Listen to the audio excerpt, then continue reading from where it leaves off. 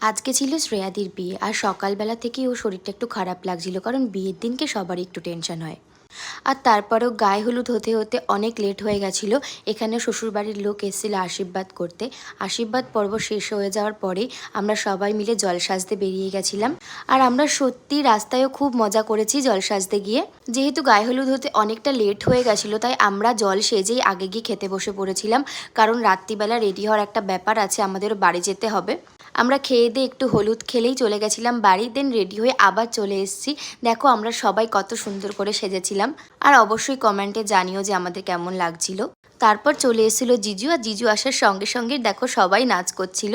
আর আমরা সেদিনটা খুবই এনজয় করেছি। এখানে আমরা সবাই মিলে গেট ধরেছিলাম জিজুকে ভেতরে ঢুকতে দেবো না বলে। বিয়ে শুরু হওয়ার আগে আমরা সবাই মিলে এখানে নাচ করছিলাম। সত্যি কথা বলতে শ্রেয়াদির বিয়েতে আমরা খুবই মজা করেছি। তো আজকের মিনি ব্লগটি এইটুখানি। ভালো লাগলে লাইক আর চ্যানেলটাকে সাবস্ক্রাইব করে